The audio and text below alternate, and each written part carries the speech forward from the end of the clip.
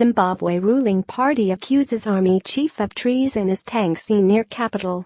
Harare, Reuters. Zimbabwe's ruling party accused the head of the armed forces of treason on Tuesday as armored vehicles rolled towards the capital in apparent military pressure on President Robert Mugabe over a succession dispute.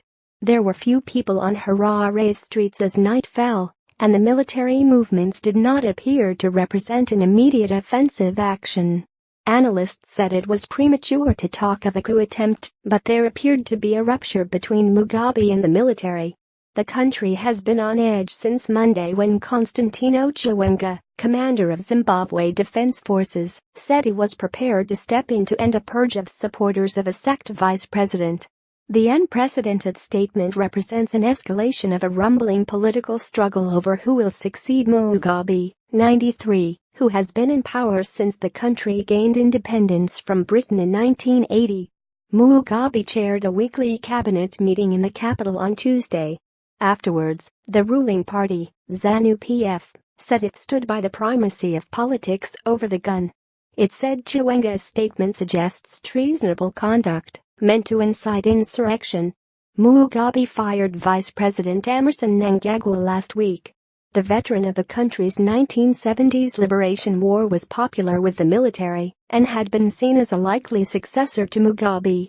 The army views his removal as part of a purge of independence-era figures to pave the way for Mugabe to hand power to his wife Grace Mugabe.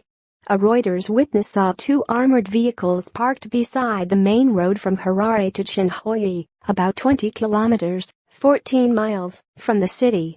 One, which was pointed in the direction of the capital, had come off its tracks. Witnesses said they saw four armored vehicles turn before reaching Harare and head towards the Presidential Guard compound in a suburb on the outskirts of Harare. There were about 4 tanks and they turned right here. You can see markings on the road, one witness on the Chinhoyi highway said, referring to the armored vehicles. He pointed to a road that links to the Presidential Guard compound. The troop movements raised tension on a continent where for decades armies regularly overthrew civilian governments. Defending our revolution, neither the president nor his wife responded in public to the general's remarks, and state media did not publish Chiwenga's statement. The Herald newspaper posted some of the comments on its Twitter page but deleted them. The head of ZANU-PF's youth wing accused the army chief of subverting the constitution. Grace Mugabe has developed a strong following in a powerful youth wing. Defending the revolution and our leader and president is an ideal we live for, and if need be it is a principle we are prepared to die for, Kudzai Chipanga, who leads the ZANU-PF Youth League, said at the party's headquarters in Harare.